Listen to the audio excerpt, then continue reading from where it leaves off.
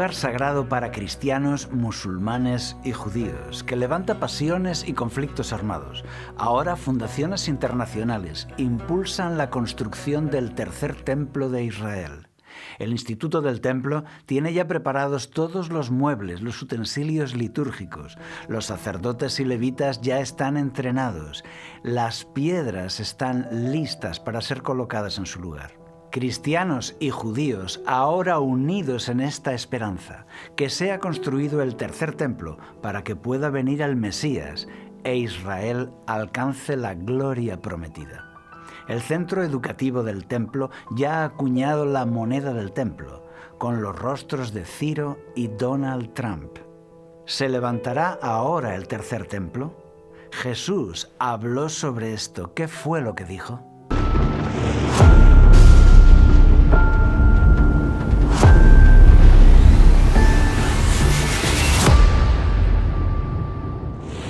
Jerusalén, la explanada del templo.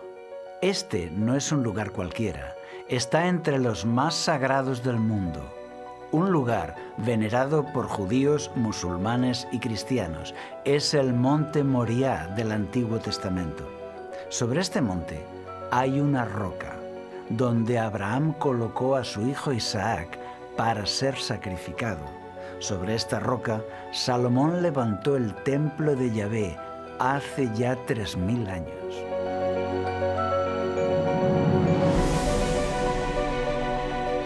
Nabucodonosor de Babilonia lo destruyó en el año 587 a.C.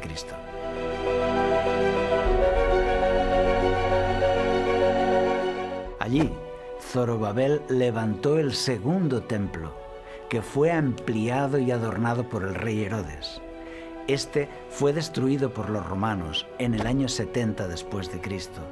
Sobre aquella roca se levanta hoy el Domo de la Roca, santuario musulmán, con su cúpula dorada. Junto a ella, la mezquita de Al-Aqsa. Este es también un lugar de conflictos y tensiones, pues era propiedad de Israel en los tiempos bíblicos, luego propiedad de los cristianos en la época de las cruzadas y propiedad de los musulmanes con la autoridad palestina en la actualidad. Bolas de fuego. El emperador romano Juliano II era llamado el apóstata porque levantó templos no cristianos. De camino a la guerra de Persia, vio el templo de Jerusalén desolado, en ruinas, y decidió reconstruirlo. Era el año 363 después de Cristo. Todo quedó escrito en los libros del historiador Amiano Marcelino. Este iba a ser el tercer templo de Jerusalén. Las obras empezaron, pero nadie esperaba lo que estaba a punto de suceder. Así quedó escrito. Impulsaba vigorosamente los trabajos cuando de repente hubo una formidable erupción de bolas de fuego que brotaron una tras otra de los mismos cimientos del templo. Hizo el lugar inaccesible a los trabajadores, después de haber muerto muchos de ellos. Y renovándose el prodigio siempre que volvían al trabajo, fue necesario renunciar a la empresa. ¿Qué sucedió ahí? Nadie sabe. Para unos fue un sabotaje, para otros gas subterráneo que se incendió. Para los cristianos de la época fue un castigo divino por tratar de levantar un templo no cristiano en aquel lugar tan sagrado. El templo no se construyó. Para los judíos, el anhelo del judaísmo actual es cumplir la orden de Dios dada en Éxodo 25:8. Harán un santuario para mí, y yo habitaré en medio de ellos. Con estas palabras, Yahvé ordenó a Israel construir el santuario, pero también son una promesa de que Dios habitará allí entre ellos. Es como si dijera: construid el santuario para mí y entonces yo habitaré con vosotros, será mi casa y os bendeciré y llevaré a Israel a la gloria. Por eso se ha generado mucha ilusión por levantar de nuevo el templo, porque además la localización es segura, no hay dudas. El templo de Salomón estaba exactamente allí. No todos los judíos son partidarios de esto. Algunos creen que el nuevo templo será construido después de que venga el Mesías. Otros creen que el templo descenderá del cielo como un regalo de Dios. Hay debate, pero los partidarios de construir el nuevo templo se mueven con mucho entusiasmo y están en la política. Tienen muchos aliados, tienen el apoyo de las instituciones cristianas y una poderosa financiación de otros países. Adolfo Reutemann es el responsable y conservador de los escritos de Qumran y director del Museo del Libro en Jerusalén. Es argentino-israelí, arqueólogo y experto en religiones comparadas. Nos habla del tercer templo. La declaración de independencia del Estado de Israel, cuando el propio Ben Gurión, que no tenía nada de ortodoxo, cuando se refería al Estado de Israel, se refería como el tercer templo, a Beit HaShishi. Obviamente, en este caso es una expresión política de lo que alguna fue una institución religiosa, pero entendiendo que el Estado de Israel de alguna manera venía a cumplir la antigua esperanza escatológica de los judíos que esperaban la construcción de un templo y finalmente se quedaron ahora con el Estado de Israel. Y en este contexto, realmente la realidad política y social de Israel ha cambiado y no quedamos aquí en círculos periferiales. Hoy tenemos, por ejemplo, el Instituto del Templo en la Ciudad Vieja de Jerusalén. Tenemos decenas de grupos, no solamente el estudio sobre el templo o el tercer templo, sino realmente la erección del tercer templo. Y la paradoja que muchos de estos movimientos están apoyados financieramente por grupos fundamentalistas evangélicos, que desde otro lugar, ellos precisamente también promueven la idea de la reconstrucción del tercer templo como prólogo de la reaparición en su segunda venida del Cristo. Es decir, que grupos fundamentalistas de orientaciones totalmente diferentes se conjugan ahora en un deseo común, como es construir el tercer templo. Obviamente, para los grupos fundamentalistas hay solamente una opción, y es precisamente el área del templo, que está ocupada por la mezquita del Aqsa y por el Domo de la Roca. Hay que tomar muy en serio lo que sucede en el desarrollo de la cuestión del tercer templo, y hoy ya ha dejado de ser simplemente una cuestión teórica o ideológica o religiosa para transformarse en un tema central en las relaciones internacionales. Pero no había espacio junto al Aqsa para poner un templo, por ejemplo. Bueno, yo en este caso no busco ninguna posibilidad de solucionar el problema de cómo encontrar las componendas, cuando hoy tenemos el problema que simplemente a los judíos se les hace problemas con ascender al templo, simplemente imaginarse la posibilidad de poder construir un tercer templo en el mismo lugar que está ocupado por las dos mezquitas. Rabinos destacados están declarando que la creación del Estado de Israel tiene un propósito supremo, la reconstrucción del tercer templo. Dicen que el regreso de los judíos de todo el mundo a Jerusalén tiene un objetivo glorioso: levantar el nuevo templo, pero no se ha hecho hasta ahora porque la explanada del templo no pertenece a Israel, sino a la autoridad palestina, que está en contra de este proyecto. Todo listo. La institución clave para esto es el Instituto del Templo, fundado en 1987 en la parte vieja de Jerusalén. Tienen un museo sobre el templo abierto al público y tienen un instituto de investigación y un centro educativo que estudia los dos templos que tuvo Jerusalén y el futuro tercer templo de Jerusalén que quieren construir en el monte del templo según la tradición rabínica. Hoy, el judaísmo considera que el Instituto del Templo es el paso previo a la construcción del tercer templo. Ya informaron hace años que tienen todo listo. ¿Qué significa todo listo? Las piedras están cortadas y listas. Los revestimientos de oro, porque hay mucho oro en las paredes del templo.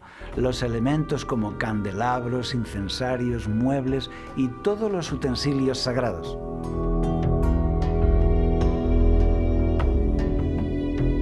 También los sacerdotes y levitas han sido entrenados en todo lo relativo a los ritos y sacrificios. Se ha preparado el aceite y el vino para las libaciones y la vaca roja para el sacrificio de purificación. El coro de levitas ya ha cantado en eventos oficiales. Como sucedió con el templo de Salomón, que todas las piedras fueron talladas y preparadas en la cantera, y al llegar a Jerusalén fueron colocadas sin ruido de martillo ni hacha, para que ninguna herramienta golpease el templo por respeto a la santidad del edificio. Pues ahora sucede lo mismo, y algunos afirman que el nuevo templo podría levantarse en unos pocos días, porque está todo preparado. Según la Torá, para inaugurar el nuevo templo, debe sacrificarse una vaca roja y esparcir sus cenizas por todo el edificio. Entonces, el templo estaría ya activo. Pero la ley rabínica es muy estricta con esto. Esta vaca debe tener todo su pelo de color rojo, debe ser examinada minuciosamente y no puede tener más de un pelo blanco en todo su cuerpo. Cualquier otra será rechazada. Los periódicos nos sorprendieron con la noticia. Un ranchero de Texas, experto en vacas, seleccionó a 5 novillas rojas perfectas, ritualmente aptas para el rito de purificación del templo. En septiembre de 2022, las novillas rojas aterrizaron en el aeropuerto Ben Gurión de Tel Aviv. Esto fue celebrado con entusiasmo en Israel. Ahora todo está listo. Muchos judíos y protestantes están muy ilusionados con esto, porque ahora el gobierno de Israel muestra su mano de hierro con el mundo árabe. Su ejército es fuerte, su actitud es de superioridad y tiene a los Estados Unidos a su lado. Parece que ha llegado el momento oportuno para levantar ese templo tan deseado. Donald Trump ha sido uno de los líderes más entusiastas con este proyecto, a tal punto que en 2018 se presentó al público una moneda conmemorativa acuñada por el centro educativo Mikdash. En un lado está el tercer templo y en la otra cara están los rostros de Ciro el Persa y Donald Trump, como los 2 emperadores que ayudaron a la construcción del templo de Jerusalén. Recordemos que Ciro impulsó la construcción del segundo templo.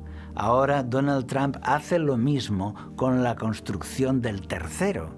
Y es impresionante observar esa moneda porque hace palpable la complicidad internacional para conseguir ese objetivo. Ha sido acuñada por el centro educativo Mikdash o del templo, no por el gobierno de Israel. Es la famosa moneda de medio siglo, el impuesto que todo israelita adulto debía pagar al templo según la ley rabínica.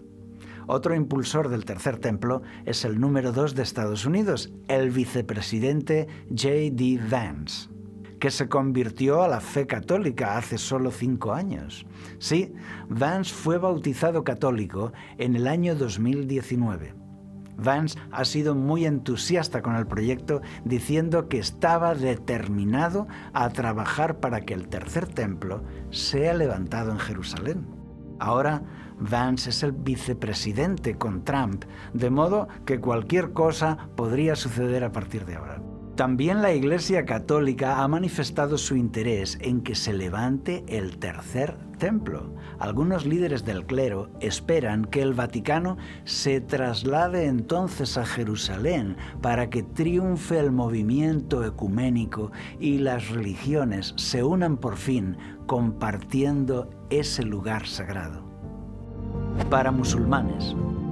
Para los musulmanes, el Domo de la Roca en Jerusalén es el tercer lugar sagrado del Islam. El primero es la Kaaba en la Meca, el segundo es la ciudad de Medina y el tercero es este lugar, porque creen que Mahoma ascendió a los cielos desde aquí, desde la roca del monte Moria. El gobierno militar británico creó en 1918 el cargo de guardián de los lugares sagrados musulmanes y la explanada del templo, cargo al que llaman muftí. Es un clérigo musulmán sunita. Desde entonces, el muftí de Jerusalén es la autoridad en este lugar. Y el muftí está en guardia porque conoce muy bien el gran deseo de judíos y cristianos por ocupar la explanada con un nuevo templo. De modo que hay alta tensión en ese lugar. Judíos y cristianos tienen prohibida la entrada, salvo raras excepciones. Tienen que contentarse con el Muro de las Lamentaciones.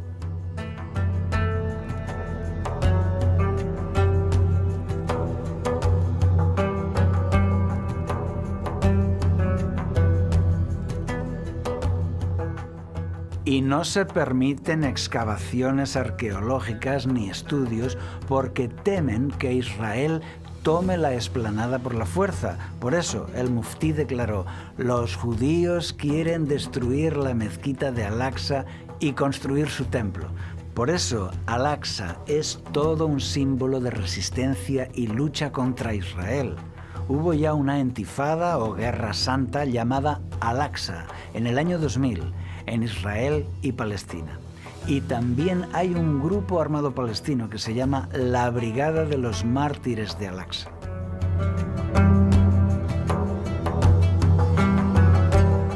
Para cristianos.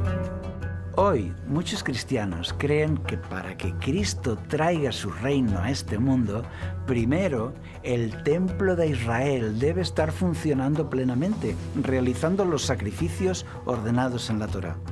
Enseñan que entonces llegará el anticristo y pondrá su trono en ese templo de Jerusalén y hará cesar los sacrificios y la ofrenda. Usan las palabras de Daniel 9:27. A la mitad de la semana hará cesar el sacrificio y la ofrenda. En unos minutos vamos a analizar bien estos textos bíblicos clave donde ellos se basan. Estos cristianos creen que después de esta apostasía, Cristo vuelve en gloria y majestad a la tierra y establece un reino terrenal, gobernando el mundo desde Jerusalén y reuniendo a todas las naciones que vendrán a adorar a este templo material.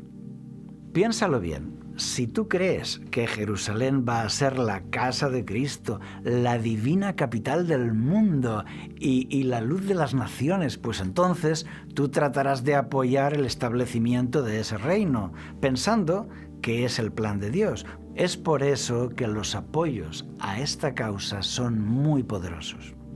Fundaciones protestantes americanas están recogiendo fondos para la construcción del tercer templo en Jerusalén. Son fundaciones dirigidas por millonarios que recaudan millones de dólares para financiar este objetivo, para conseguir que se haga realidad. Y ha habido algún escándalo, porque en 1983 unos extremistas judíos intentaron destruir las construcciones musulmanas que hay en la explanada del templo, la mezquita de Al-Aqsa y el Domo de la Roca, para dejar el lugar libre para construir el templo de Israel. Querían hacer volar las mezquitas en pedazos. No lo consiguieron. ¿Y sabes quién les pagó los abogados y les sacó de todo problema? Estas fundaciones evangélicas pro templo pagaron a los abogados y los libraron del castigo, lo que muestra una gran complicidad entre ellos. Los textos. Los cristianos que anhelan el tercer templo usan 3 textos bíblicos clave. El primero es Daniel 9:27, que ya hemos mencionado. A la mitad de la semana hará cesar el sacrificio y la ofrenda. Ellos dicen que describe el fin de los tiempos, donde el anticristo ocupará el templo de Israel y detendrá sus sacrificios. Para que esto suceda, el tercer templo debe estar en pie. Pero es evidente que esta profecía se cumplió cuando Jesús murió en la cruz. El verdadero Cordero de Dios había sido sacrificado. La sangre del perdón ya había sido derramada.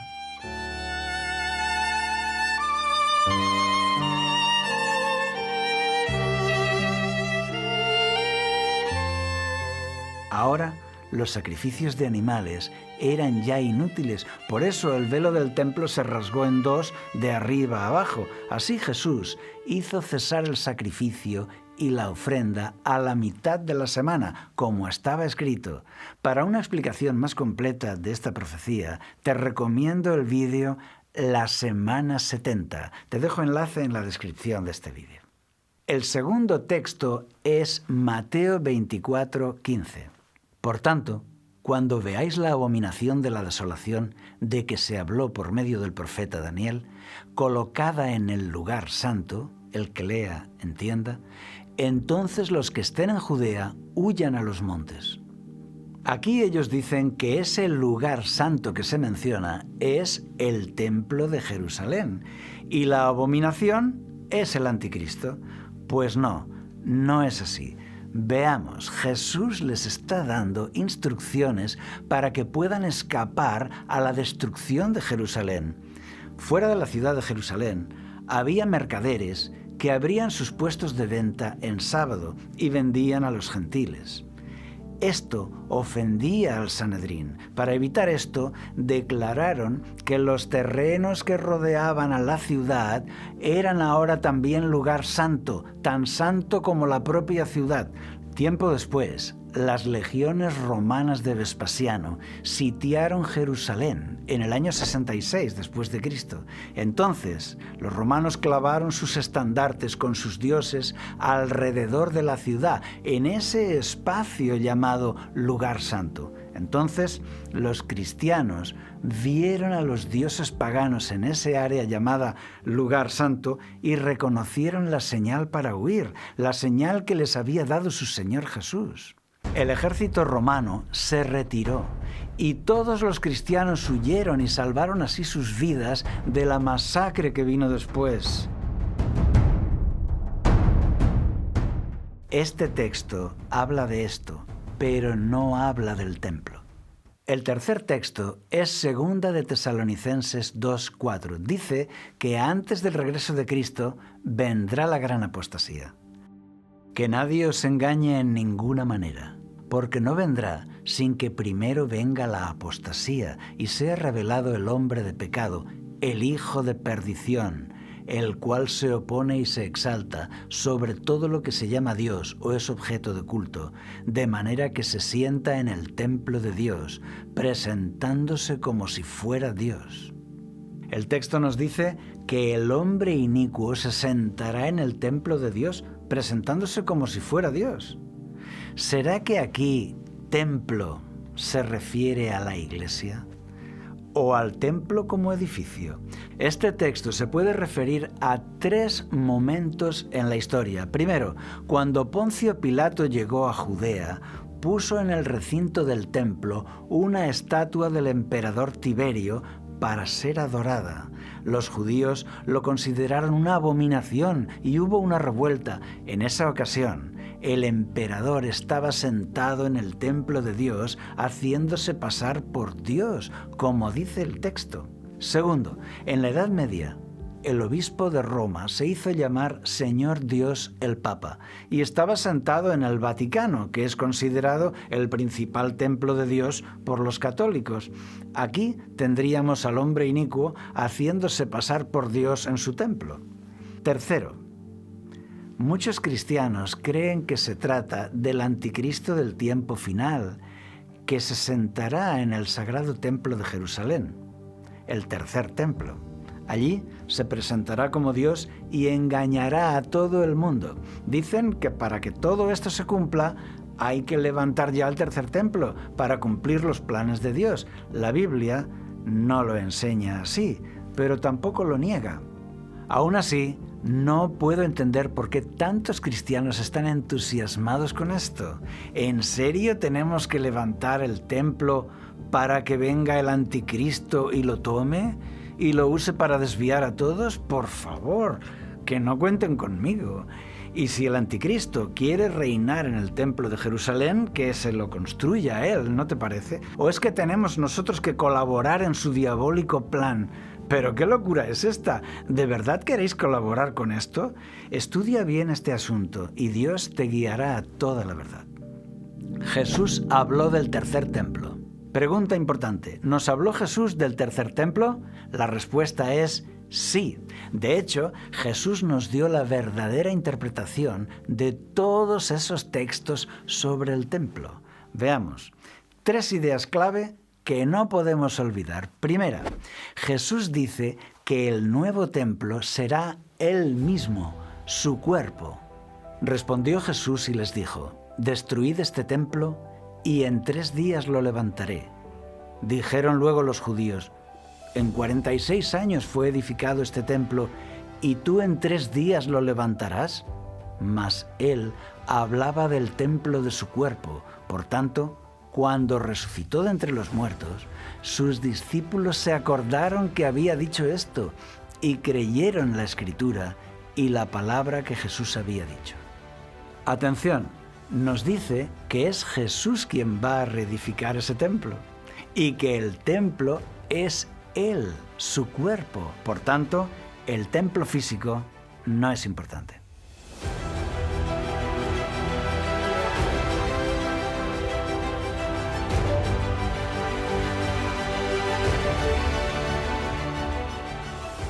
Segunda, al morir Jesús, el velo del templo fue rasgado por una mano celestial porque el sistema de sacrificios había llegado a su fin. El Cordero de Dios ya fue sacrificado en la cruz. Ahora los sacrificios del templo ya se habían cumplido en él. Jesús, habiendo otra vez clamado a gran voz, entregó el Espíritu. Y he aquí, el velo del templo se rasgó en 2 de arriba abajo. Ese velo roto de arriba abajo nos muestra un templo ya anulado, descalificado.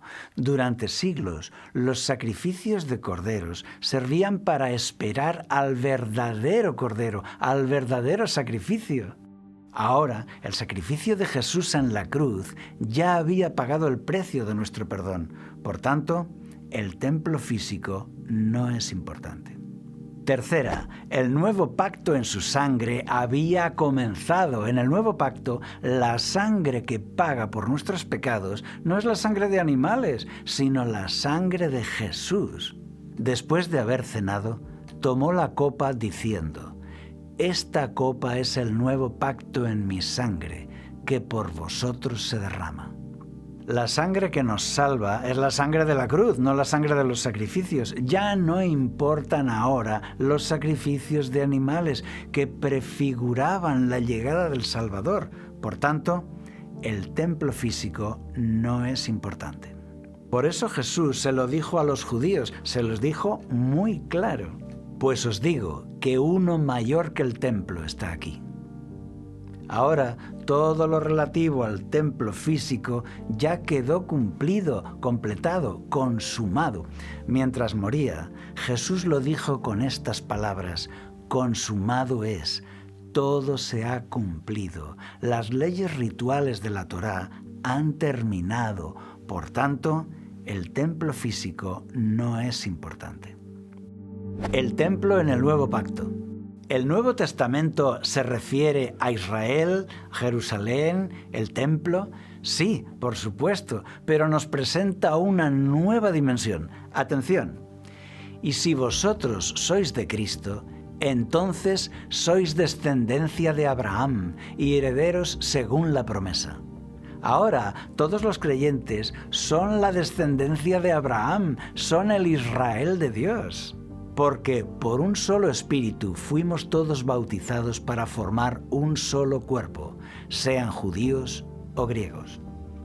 No hay un destino para Israel y otro para los gentiles, porque dice que ya son un solo cuerpo.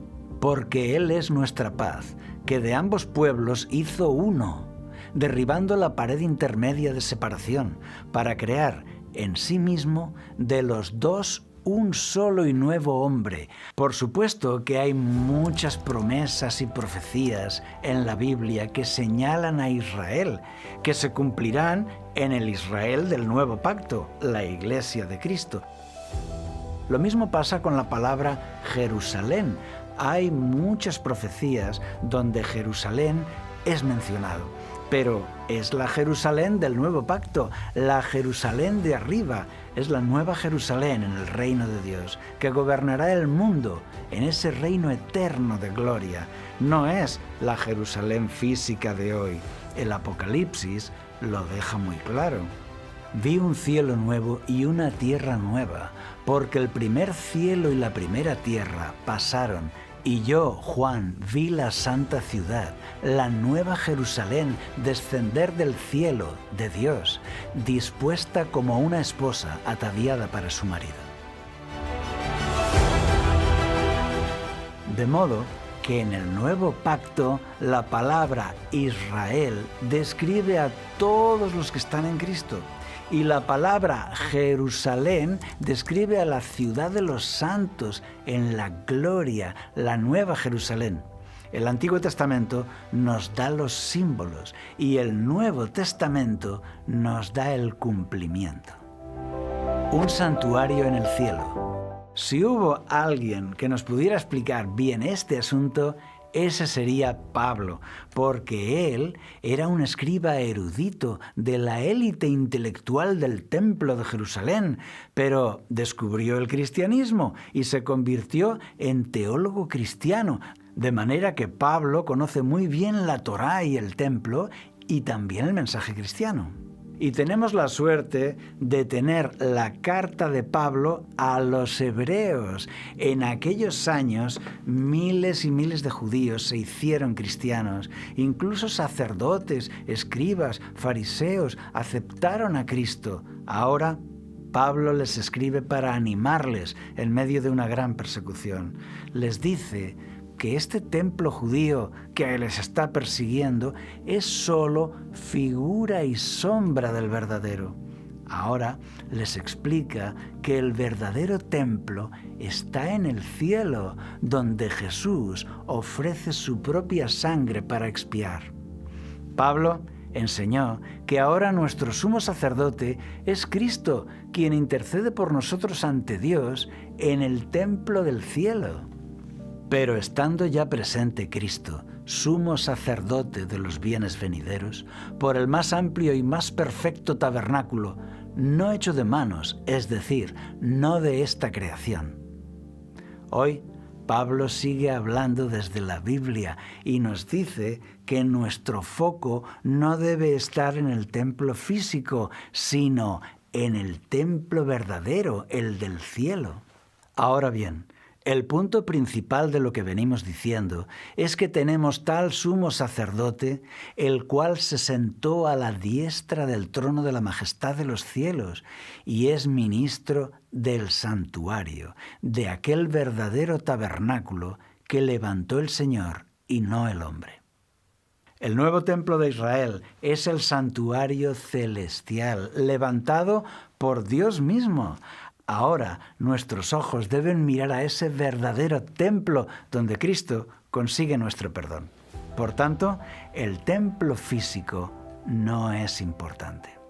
Si el santuario celestial es algo nuevo para ti, puedes ver nuestro programa sobre esto, titulado Una profecía en 3D, el santuario, donde verás esta enseñanza sólidamente bíblica. Te dejo el enlace en la descripción del vídeo.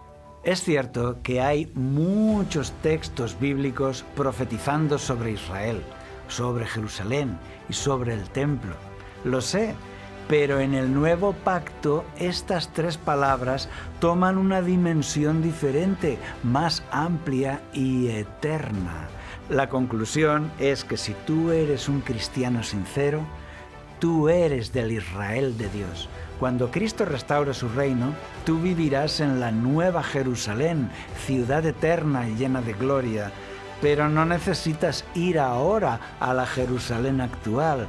No necesitas construir un templo físico. Lo que necesitas es poner tus ojos en el santuario celestial, donde Cristo está perdonando tus pecados. Por eso, la idea de un tercer templo físico no existe en el Nuevo Testamento, no la encontramos. Cuando lees lo que escribieron los discípulos, verás que no hay interés por el templo de Jerusalén. En el Nuevo Testamento no se derraman lágrimas por la destrucción del templo. No encontramos ningún anhelo de reconstruir el templo físico en los primeros cristianos. Entonces, ¿se va a levantar el tercer templo de Israel en nuestros días? La Biblia no dice nada sobre esto, ni lo afirma ni lo niega. Por eso hemos preparado toda esta información política, religiosa, de actualidad, para que tú puedas formar tu propia opinión. Dispensacionalismo. ¿Qué es esto de dispensacionalista? Es un sistema de interpretación de la Biblia nuevo, que surgió hace solamente unos 100 años. Nunca existió antes. Nadie había creído eso antes. Nunca. Fue impulsado por los pastores Darby y Scofield. El dispensacionalismo fue condenado como apostasía por las iglesias de su tiempo, pero más adelante se publicó una Biblia Reina Valera 60 en español con las notas de Scofield incluidas, y muchos creyeron más en aquellas notas que lo que decía la propia Biblia. Se hizo muy popular, sobre todo por las series y películas como Left Behind, Dejado Atrás, que escenifica el rapto de los elegidos. Desde entonces muchos la llaman la interpretación dispensacionalista sensacionalista por su éxito en las películas y sus enseñanzas excitantes. Para ellos, Dios tiene dos pueblos y dos planes diferentes, uno para los israelitas y otro para los gentiles. También crearon la doctrina del rapto de la iglesia y del tercer templo en Jerusalén. Todo muy emocionante. No me lo creo. Construir sobre la roca. Hoy vemos que muchos quieren construir un tercer templo de Israel sobre la roca del monte Moriah. Pero Jesús nos enseñó a construir sobre otra roca. Por tanto, cualquiera que oye estas palabras mías y las pone en práctica, será semejante a un hombre sabio que edificó su casa sobre la roca, y cayó la lluvia, y vinieron los torrentes, y soplaron los vientos y azotaron aquella casa, pero no se cayó, porque había sido fundada sobre la roca.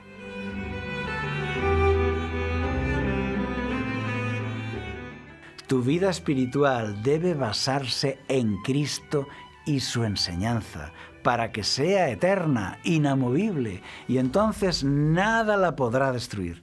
Escucha a Jesús.